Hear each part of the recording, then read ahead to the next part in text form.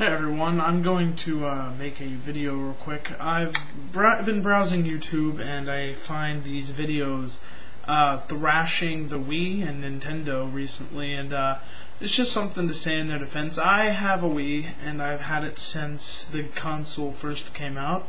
I've enjoyed almost every game I've played on it. It has its faults, just like every other console. And I really don't consider it a next-gen console, and I'll explain why. Next-gen consoles have been defined by the hardware and the acceleration of the hardware. The closest thing that Wii has to a next-gen sort of style is the gameplay, motion, and you can even choose to go back a little bit and just play with a standard GameCube controller.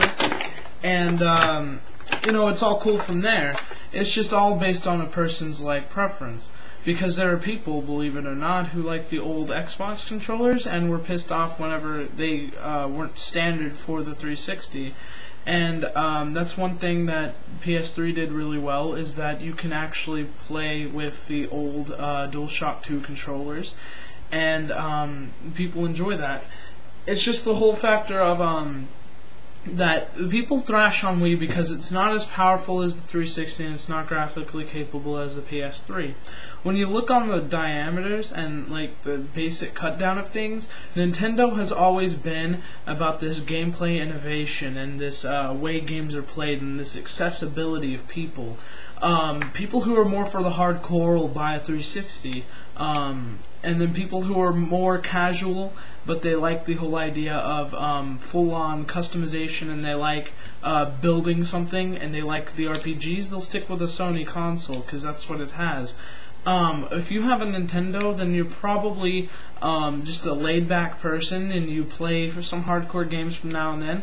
I would consider the Wii a secondary console. I couldn't see the Wii being used as a primary hardcore system, and that's what they intended it to be, is not something that you obsess over or something that you just want to get on every day. Sure, it has its games, such as Super Smash Brothers, which I gotta say is an amazing game, although the online capabilities are very weak, and the formula hasn't changed much, which is good depending on who you are.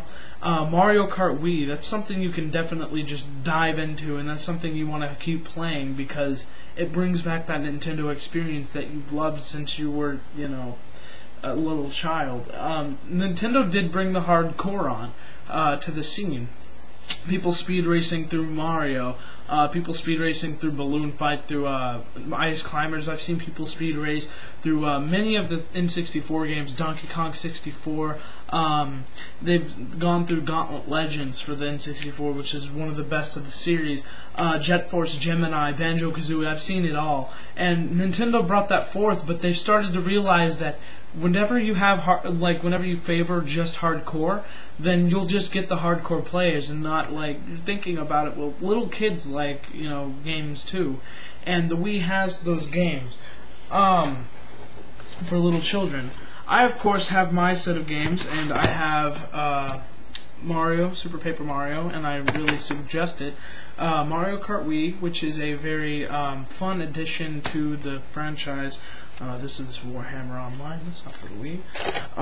Metroid Prime, which is a very good shooter, and very more on the hardcore kind of, you feel like you're into it sort of thing. And Super Smash Bros. Brawl, like I said, has good gameplay, but very strewn together and last minute online.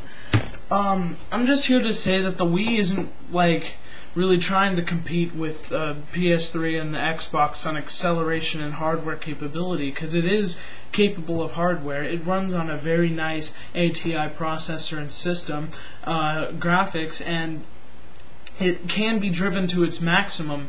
It's just not a lot of third parties have the technology to make Wii games, because it is expensive technology to acquire. Just like how many PS3 games don't use the 6-axis peripheral, is because it's a very expensive sort of thing, and also Blu-ray is very expensive. And that's what's good about Wii, is that it's cheap to manufacture the games and keep a basic control system. But if you want to up the graphics and you want to keep going, they spent $250 million, I guarantee, on Super Smash Bros. To make the disc dual layer and have all the controller types and just make everything fit to what they wanted. Like I've said, Nintendo will always have its fan base, and it will always have the games that people will run hardcore and the games that people will find just casual. Conduit, for example, is coming out early next year, and I'm definitely picking it up because it's supposed to up the ante for Wii games and make it seem more of a hardcore system, not only for little children, but for the older perspective. Most people in their late teens to early 20s buy a 360 because they like that thrill of playing online with their buddies and talking trash and drinking beers while they're, gaming. And I understand, but when you have a room full of people playing a Wii, it's that same experience. Sure, the online's a little weak. I agree, and sure that some functions have been missed, but Nintendo will always remain that system that will remain neutral in the perspective of these consoles. They don't want to be amazing. They just want to be this thing that anyone can pick up and enjoy. Like I said, Nintendo doesn't think that they're a secondary console, but I would consider it a secondary. My primary is my PC. I have a 360 and I'm investing in a PS3, not only for the games but for the Blu-ray capability. So basically all I have to say in the Wii's defense is they're not trying to be anything other than what they want to be, and they're not trying to compete because they don't feel they need to. Because if you walk in a GameStop and ask if they have any Wii's available any time in the year, those things go like hotcakes, and it will continue like that. So if you have any comments, concerns, please feel free to message me or comment. Thank you very much.